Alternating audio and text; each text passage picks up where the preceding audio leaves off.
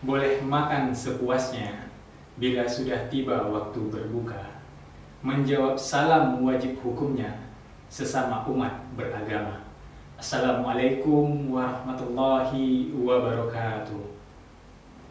Alhamdulillah, alhamdulillahillazi ja'ala samsa nasibaka minad dunya wal akhir.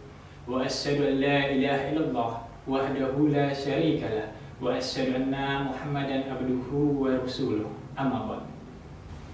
A'udzu billahi minasy syaithanir rajim. Bismillahirrahmanirrahim.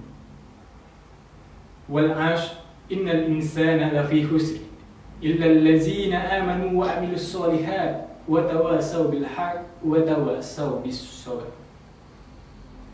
Demi masa, sesungguhnya manusia dalam keadaan rugi, kecuali orang-orang yang beriman dan mengerjakan kebajikan, serta saling mengingatkan dalam kebajikan dan mengingatkan dalam kesabaran. Bapak Ibu jamaah yang dirahmati Allah, pada kesempatan kali ini kita akan membahas tentang kebahagiaan dunia, yang mana kita mulai dari keluarga kita sendiri, yang nantinya kebahagiaan ini akan mengantarkan kita kepada kebahagiaan akhirat.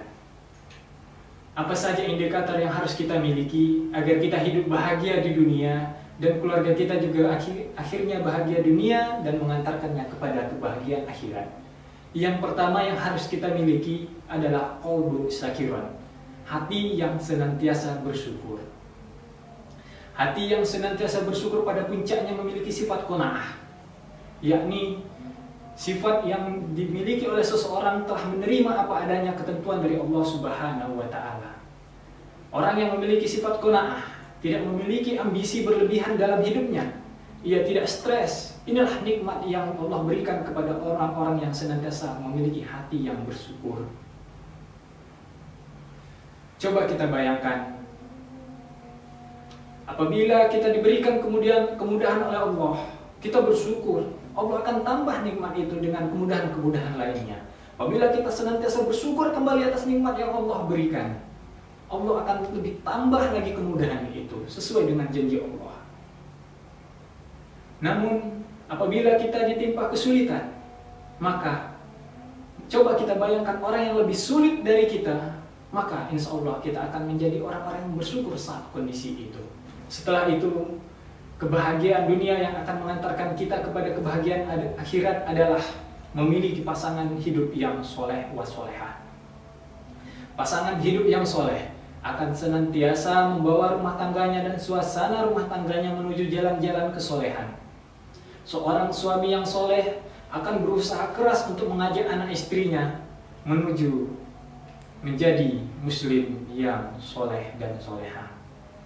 Perlu kita ketahui bersama, seorang suami sebagai kepala rumah tangga, sebagai pimpinan dalam keluarganya, akan dimintai pertanggungjawaban oleh Allah Subhanahu wa Ta'ala tentang kemana ia bawa anak istrinya selama menjalani rumah tangganya. Jadi berbahagialah seorang istri yang memiliki seorang suami yang soleh, yang senantiasa mengajak anak istrinya menuju jalan-jalan kesolehan. Begitu pula dengan seorang istri yang solehah, akan senantiasa ikhlas dan sabar dalam menghadapi seorang suami. Seburuk apapun perilaku suaminya, ia akan ikhlas dan sabar menjalani rumah tangganya. Maka beruntunglah bagi kita yang memiliki pasangan hidup yang soleh dan solehah. Setelah itu, kita harus memiliki anak yang soleh. Ada suatu kisah pada masa Rasulullah SAW sedang melaksanakan tawaf. Rasulullah melihat seorang anak yang pundaknya lecet kemerahan. Setelah selesai melaksanakan tawaf, Rasulullah mendatangi anak itu. Lalu Rasulullah bertanya kepada anak itu, "Wahai anakku, kenapa pundakmu itu?" Lalu sang anak sambil menangis berkata, "Ya Rasulullah, kami orang miskin. Kami datang dari Yaman. Aku memiliki seorang ibu yang sudah tua dan sakit. Ibuku begitu ingin umroh. Kami tidak memiliki kendaraan. Kami tidak memiliki unta. Kami tidak memiliki uang untuk menyewa budak. Aku sangat menyayangi ibuku ya Rasulullah. Aku menggendong ibuku dari Yaman sampai dengan kemari. Ibuku selalu berada di pundakku ya Rasulullah. Ya, aku hanya melepas ibuku ketika aku buang hajat, istirahat dan sholat. Selebihnya ibuku berada di pundakku ya Rasulullah. Coba kita bayangkan, Yaman sampai dengan ke Baitullah itu jaraknya kurang lebih 500 km. Seorang anak menggendong ibunya. Begitu kecintaannya terhadap ibunya. Lalu sang anak bertanya kepada Rasulullah, "Ya Rasulullah, apakah yang hal ini aku lakukan kepada ibuku itu sudah cukup membalas kebaikan ibuku?" Lalu Rasulullah memeluk anak itu sambil berkata, "Wahai anakku, engkau anak yang soleh, engkau anak yang berbakti, Allah ridho kepadamu.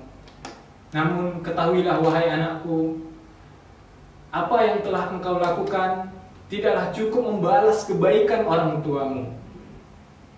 Dari kisah ini, kita dapat ambil pelajaran. Apapun yang nantinya kita lakukan, apapun yang telah kita lakukan kepada orang tua kita, itu tidaklah cukup membalas kebaikan mereka. Namun setidaknya kita bisa mulai dengan menjadi anak yang soleh. Semoga kita senantiasa memperbaiki diri dan memperbanyak syukur kita kepada Allah dan berusaha untuk menggapai beberapa indikator ini agar kita hidup bahagia di dunia dan kebahagiaan ini mengantarkan kita kepada kebahagiaan akhirat. Wabillahi taufiq wal hidayah. Wassalamualaikum warahmatullahi wabarakatuh.